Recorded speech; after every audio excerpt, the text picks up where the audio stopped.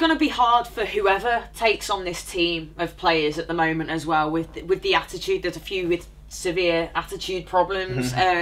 Confidence is at a pretty well an all-time low.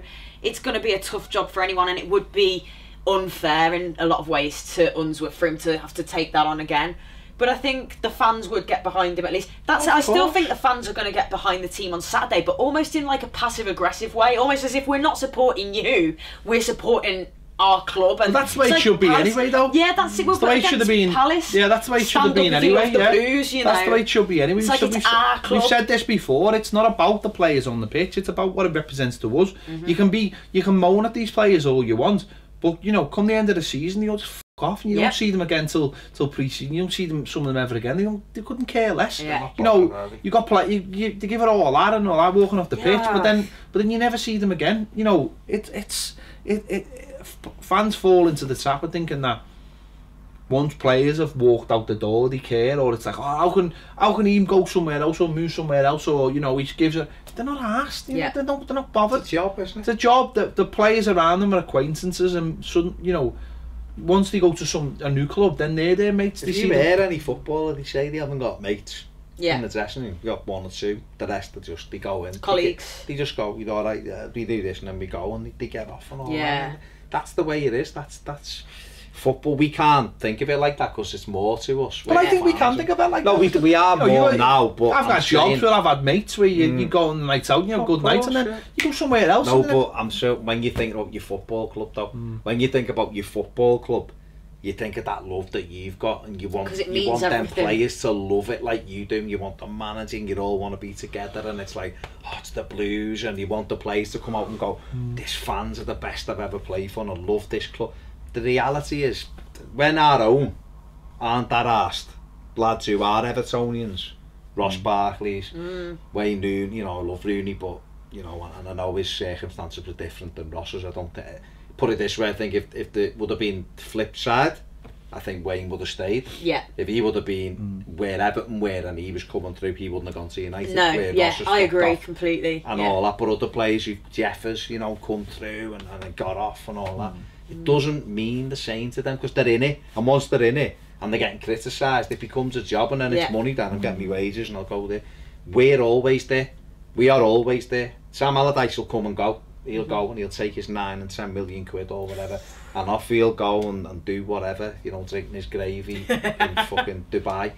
Jeez. We'll still be here. So that's what we can't lose sight of. And the big thing for me is that Mashiri needs very quickly to sit down with somebody who advises him properly, and he makes the decision that is bring a manager in who is going to unite everybody and get everybody on the same bus going in the same direction, because when we pull together, that's when Everton are at the best. That's when we're all at our best, and that's what we've always had. And I think that's why it feels so strange and empty this season, because even when we were proper shit, like, we would all be in it together. The manager, the players, the fans, you know, even if they're not that arse, it is their job, and I completely get that.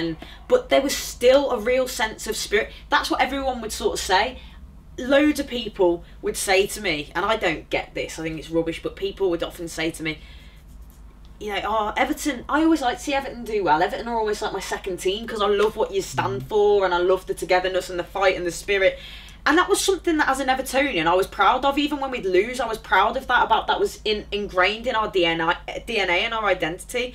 That's just gone now. And everyone's laughing at us, and we're like, how has it got to this? How are we being allowed and being subjected to this absolute shit? It's unbelievable. Shocking.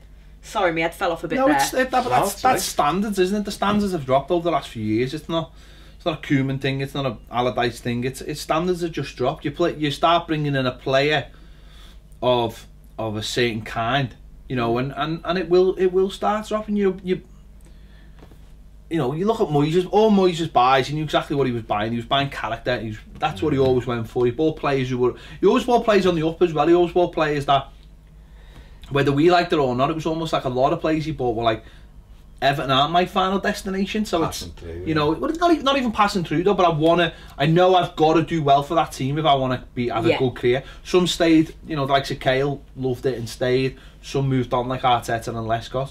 but all of them, you felt, give everything they had for the shirt, because that's what propelled them forward. But he works so hard in Fester and that. Yeah, of course that's what he did. He realised that. Of course he did, because he knew that. He knew that he needed the dressing room, and he needed the dressing room probably behind him, because at times they wouldn't all like. I mean, I read last week Pienaar saying, you know, we had Moyes and Martinez, and Martinez would be like, oh, do this for me, do that for me, blah blah. He said, Moyes would just go and do that. Yeah. And he said, I preferred that. Yeah. I preferred someone to just go and do that. Yeah. No. Oh, this is what we're going to do, and blah blah. He went, go and do that. You're good enough. Go and do it. Yeah. We'll work hard in the training ground all week, and you'll do it. And he preferred that. I think that's what's sadly been missing. It's sloped off, and players have been given an easy ride. And I think Koeman tried to instill that toughness, but didn't have the right character of player, and didn't buy the right character of player. And now we're left with this mismatch, mess, whatever you want to call it. And because there is no common through line in the squad, you know, every good team, I think, it's got a good collection of players, but they have an ethos. Spurs, we spoke about that last week, didn't we? Spurs' ethos, you can see they're all very different. You know, Harry Kane's probably got a very different mindset to Dele Alli, especially on tape. But you can see that the through line is work hard, win games of footy, do what the manager says.